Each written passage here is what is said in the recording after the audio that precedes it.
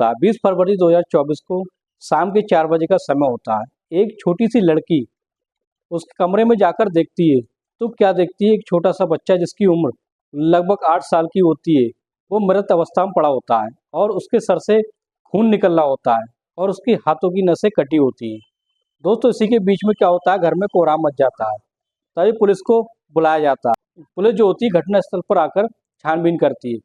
दोस्तों पुलिस के सामने कुछ ऐसे तथ्य सामने आते हैं जिसे सुनकर आप भी चकरा जाओगे। दोस्तों इस घटना की सच्चाई को जानते हैं और इसका घटनाक्रम को खुलासा करते हैं। नमस्कार दोस्तों, क्राइम स्टोरी में आपका स्वागत है। मैं अफसार सिद्दीकी। अगर आपने हमारे चैनल को सब्सक्राइब नहीं किया तो सब्सक्राइब जरूर कर लें ताकि हमारा मोटिवेशन बना रहे।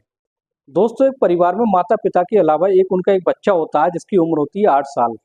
दोस्तों पिता का नाम होता है पंकज शर्मा। पंकज शर्मा जो होते हैं प्राइवेट सेक्टर में जॉब कर रहे होते हैं। उनकी पत्नी का नाम होता है शांता शर्मा। शांता शर्मा जो होती है वो एक रेस्टोरेंट में काम करती है।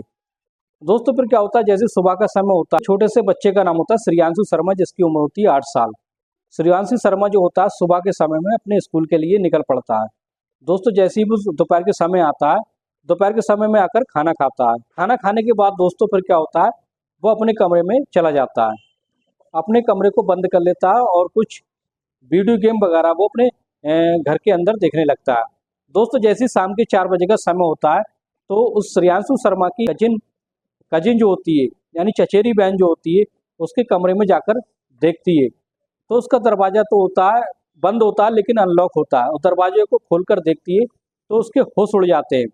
दोस्तों वो लड़की चीखने लगती है, चिल्लाने लगती है और सारे घर वालों को इकट्ठा कर लेती है। दोस्तों जैसे ही पंकज शर्मा वहाँ पर आते हैं, आकर देखते हैं तो उनके होश उड़ जाते हैं।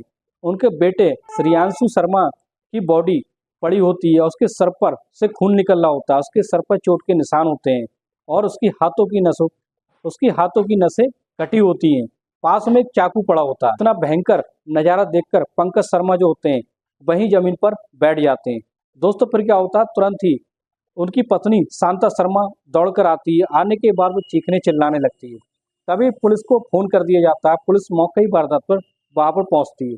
पहुंचने के बाद पुलिस वहां पर घटनास्थल की छानबीन करने लगती है, लेकिन पुलिस को कोई हाथ सुराग नहीं लगते। पुलिस जो होती है शांता शर्मा से पूछने लगती है क्या आपकी किसी से कोई दुश्मनी थी। पंकज शर्मा से पूछने लगती है कि आपकी किसी से कोई मनमुटाव था, लेकिन पता चलता है कि वो इतने साधारण आदमी थे, किसी से आज तक उनकी किसी से लड़ाई भी नहीं हुई थी।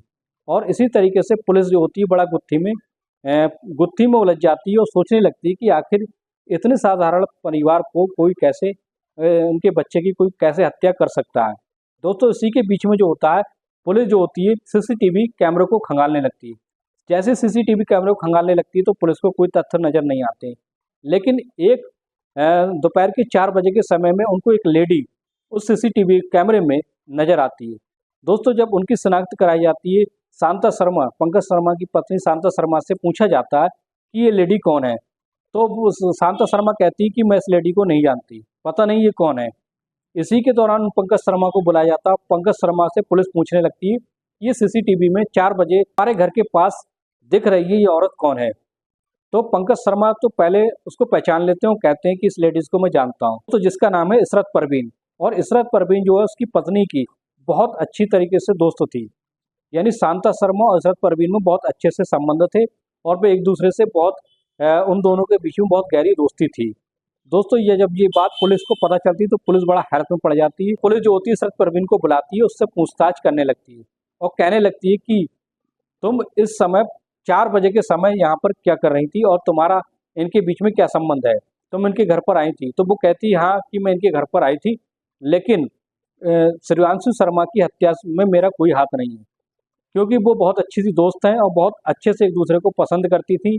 और जब ये बात शांता शर्मा पंकज शर्मा की पत्नी से पूछा जाता है, दोस्तों शांता शर्मा कहने लगती है कि नहीं, ये हमारी बहुत अच्छी दोस्त है और हम बहुत पहले से जानते हैं, बल्कि उनका जो बेटा श्रेयांशु शर्मा होता है वो इशरत परवीन को मौसी कहकर बुलाता था, क्योंकि वो उसकी बहुत अच्छी फ्रेंड होती है।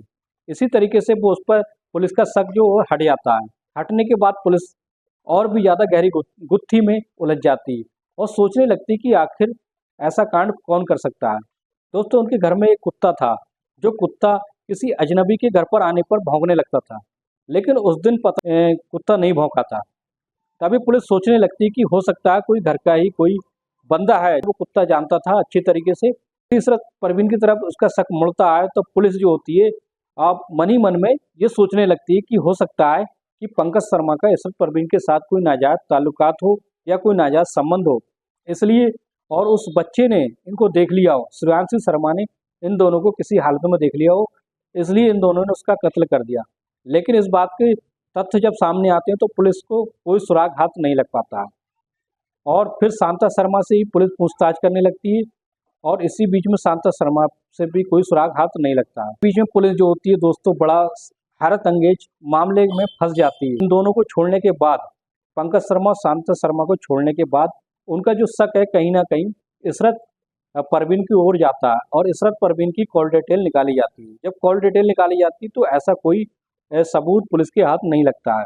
लेकिन दोस्तों फिर क्या होता है, पुलिस जब व्हाट्सअप मैसेज को चेक करती है इशरत परवीन के तो उनके सामने एक ऐसा तथ्य सामने आते हैं, कुछ ऐसे बलगर मैसेज सामने आते हैं जो इशरत परवीन और शांता शर्मा के बीच में शेयर किए होते हैं। अब तो पुलिस का पूरा शक जो होता है उन दोनों के बीच में जाता है। अब पुलिस उन दोनों को पकड़ के लाती है और पकड़ने के बाद दोस्तों उनको कस्टडी में लेकर पूछताछ करने लगती है। इसी के बीच में पंकज शर्मा को भी बुलाया जाता है और उससे पूछा जाता है कि इन दोनों के बीच में ये कैसे संबंध है। पंकज शर्मा जो होते हैं वो कहने लगते हैं कि इन दोनों के बीच नाजायज संबंध होते हैं और ये बात मुझे पहले से पता थी क्योंकि ये दोनों लेस्बियन हैं। जब पुलिस उन दोनों को टॉर्चर करती है तो इशरत परवीन और शांता शर्मा इस बात को कबूल लेती है, कहती है कि उन दोनों के बीच में बहुत पहले से संबंध होते हैं। अब वो दोनों लेस्बियन हैं, यानी एक दूसरे से बहुत ज़्यादा प्यार करती थी। दोस्तों 20 फरवरी के दिन वो दोनों आपत्तिजनक हालत में होती है। इसी के बीच में उनका जो लड़का होता है श्रेयांशी शर्मा 8 साल का जो बच्चा होता है वो उनको बहुत ही आपत्तिजनक हालत में देख लेता है। इसी के बीच में वो दोनों डर जाती हैं और सोचने लगती हैं कहीं ये बात किसी और से ना कह दे, बदनामी होगी। मार दिया, उसका सर जो था वो दीवार पर मारा। उसके गिरने के बाद उसको काफ़ी चोटें दी। चोटें देने के बाद दोस्तों फिर कहती हैं, वो दोनों कहती हैं कि हमने छुरी से उसकी दोनों हाथों की नसों को काट दिया, जिससे हमें लगा कि अब ये पूरी तरीके से मर चुका है। इसके बीच में इशरत परवीन जो होती है चुपके से घर से निकल जाती है। शांता शर्मा कहती है कि मैं कमरे से बाहर रह जाती हूँ और इसलिए ताकि किसी पर शक न जाए। तभी पुलिस के सामने सारे तथ्य सामने आ जाते हैं और पुलिस भी सोचने लगती है कि ये किस टाइप की मदर है जिसने अपने एक 8 साल के बच्चे की हत्या कर दी।